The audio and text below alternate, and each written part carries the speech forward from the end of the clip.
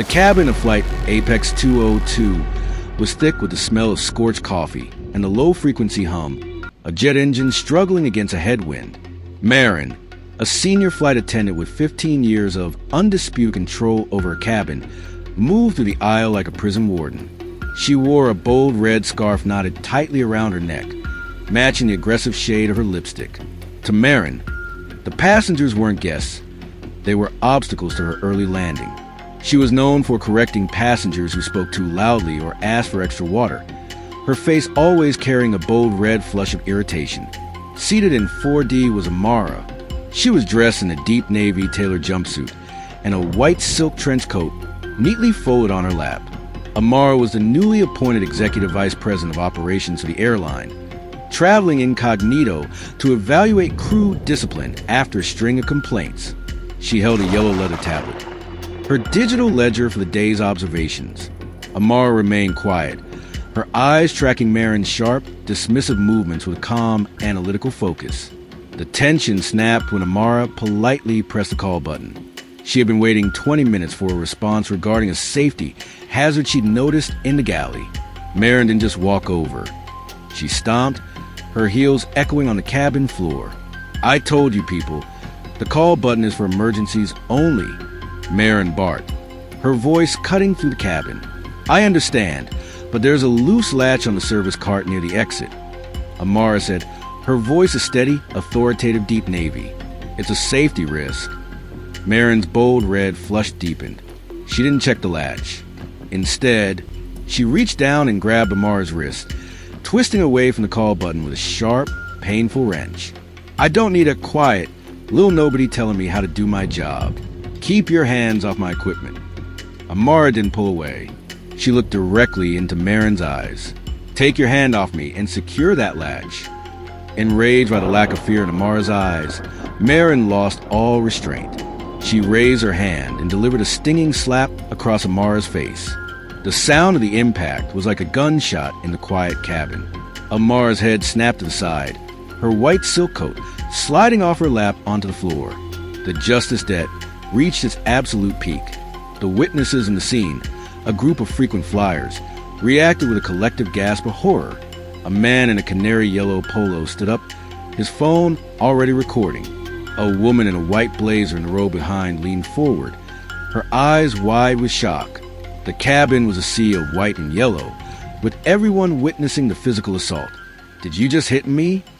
Amara asked, her voice dropping to a frequency that felt like a physical weight in the room. "I'll do more than that if you don't shut up," Marin screamed. She signaled to Lucas, a junior attendant in a bold red vest. "Lucas, grab her. She's being disruptive. We're putting her in the crew restraints until we land." Lucas stepped forward, hesitant but following Marin's lead. He reached down and grabbed Amara by the shoulders, attempting to physically hoist her out of her seat. "Stop," Amara commanded. She reached into her deep navy jumpsuit and pulled out a high-security biometric ID card. "Lucas, if you touch me again, you'll be joining Marin in the unemployment line. My name is Amara Vance, and as of 8 a.m. this morning, I am your new boss." The cabin fell into a silence, so profound you could hear the hum of the air filtration system. Lucas recoiled as if Amara's biometric ID were made of live electricity, his hands flying up in a gesture of surrender. Marin, however, stood frozen, her hand still raised and slapped, her bold red lipstick quivering. "Amara Vance?" Marin whispered, the bold red flush in her cheeks draining into a sickly, gray pallor. "The new VP from corporate? No, you were supposed to be on the morning flight to London. I changed my schedule to see how this crew handles minor inconveniences," Amara said, standing up slowly. She didn't rub her cheek where the slap had landed. She wore the mark like a badge of evidence. She picked up her white silk trench coat and draped it over her arm, her deep navy jumpsuit cutting a sharp, professional silhouette against the chaotic galley. "And what I found, Marin, is a security breach, a physical assault, and a total collapse of command." The witnesses in the scene were now in an uproar. The man in the canary yellow polo held his phone high, capturing Marin's trembling breakdown. The woman in the white blazer shouted, "She hit her. We all saw it. We have it on video." The cabin was a vibrating cage of white and yellow justice. Amara turned her yellow leather tablet toward Marin. The screen was already open to the employee termination portal. I've been recording our interaction since you first twisted my wrist. This isn't just a firing, Marin. This is a criminal referral. The plane hadn't even reached cruising altitude when Amara used the internal crew phone to contact the captain. Captain, this is Amara Vance.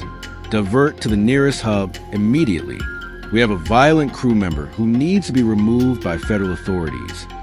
As the plane began a steep, banking turn toward the nearest airport, the reality of the situation crashed down on Marin. She lunged forward, not to attack this time, but to grab Amara's hands in a desperate, weeping plea. Ms. Vance, please. I've been with Apex for 15 years. I was stressed. The passengers are so demanding. I'll go to anger management. Don't take my wings. Amara pulled her hands back with a sharp, repulsed motion. You lost your wings the moment you put your hands on a passenger. The plane touched down with a jolt. As the doors opened, 2 air marshals in deep Navy tactical gear stepped onto the aircraft. They didn't go for the passengers. They went for the galley. The marshals grabbed Marin by her upper arms, physically lifting her from her feet as she began to wail. In front of the entire first-class cabin, Amara stepped forward. She reached out and snatched the bold red scarf from Marin's neck. The fabric tearing as the knot gave way. You don't deserve to wear this brand, Amara said, her voice a cold, final deep Navy tone. Marin was dragged down the aisle, her heels dragging against the carpet, her face a mask of public shame as every passenger held up a phone to document her exit. She was hauled off the plane in zip ties, her career ending on the cold tarmac of a diversion airport. Amara turned to witnesses. I apologize for the delay. Every passenger on this flight will receive a full refund and a travel voucher. Lucas, you stayed quiet while she assaulted me, but you followed my command to stop. You're on suspension pending a review of your ethics. Amara sat back down, opened her yellow tablet, and began typing the final report. The quiet passenger had just cleared the air, and the flight was finally ready for a peaceful takeoff.